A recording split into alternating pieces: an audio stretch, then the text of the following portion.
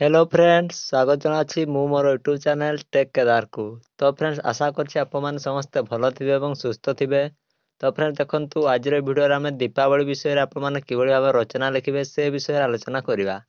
जदि आपण मानको स्कूल रे दीपावली विषय रे ओडिया रचना लिखिबा पई कहिथांती ताले आपण माने आज रे वीडियो को शेष पर्यंत निश्चित भाबे देखंतु जहा तारा कि आपण माने ए रचनाटी लिखि परिबे। तो फ्रेंड्स चलंतु बिना डे न करी आज रे वीडियो को हम वर्तमान स्टार्ट करिवा। तो आपण माने किबळी लिखिबा देखंतु प्रथम आपण माने हेडिंग दे दियंतु उपक्रम एवं ता तो लिखंतु आलोकर पर्व दीपावली कार्तिक मास कृष्ण पक्ष अमावास्या तिथि रे पालित होइथाय। पूरा भारत रे सर्वत्र एही पर्वटी आडंबर सहित पालन करा जाय। पौराणिक मत अनुसार एही दिन रामचंद्र 14 वर्ष वनवास समाप्त करी अयोध्या को प्रत्यावर्तन करिथिले। तेणु समस्त अयोध्यावासी आलोकरे अयोध्या को सुसज्जित करिथिले। यह हिंदू मानकर एक प्रधान पर्व अटे। नेक्स्ट हेडिंग दे दियंतु पालन विधि एवं ता लिखंतु एही पर्व रे घर बाहर चारियाड सफा सुतरा करा जाए।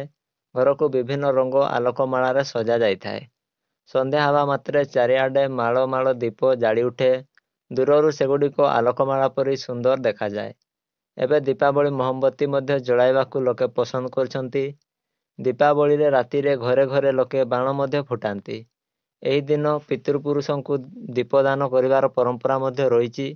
कारण एही तिथि रे आलोक पाई पितृपुरुष प्रेत लोकरु मुक्ति पांती बोली हिंदू माने विश्वास करथांती।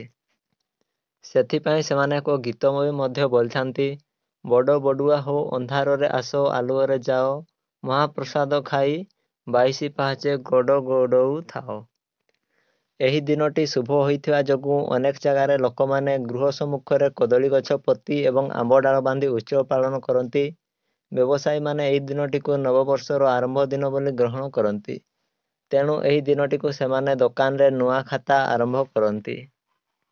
नेक्स्ट हेडिंग दे दियंतु आनंद उत्सव एवं ता लिखंतु उत्तर भारत रे दीपावली पर्व अधिक आडंबर एवं उल्लासर सहकार पालित होइथाय।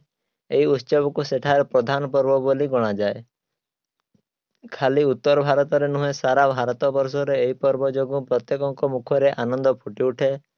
एही पर्व अंधार उपरे आलोकर विजय को सूचाए। सेथिपाई बोधे एही उत्सव जोगु अमावास्या रातिर किटिमिटी अंधार आदौ जना पड़े नाही।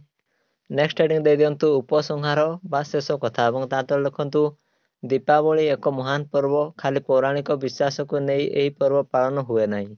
एही उत्सव पालन पछरे मध्य वैज्ञानिक कारण अछि। वर्षा ऋतु रे मशा माछी और अन्यान्य कीटपतंग मानकर संख्या यथेष्ट वृद्धि पाई जाइथाय। एमानकर संख्या वृद्धि साधारण स्वास्थ्य पक्षरे क्षतिकारक।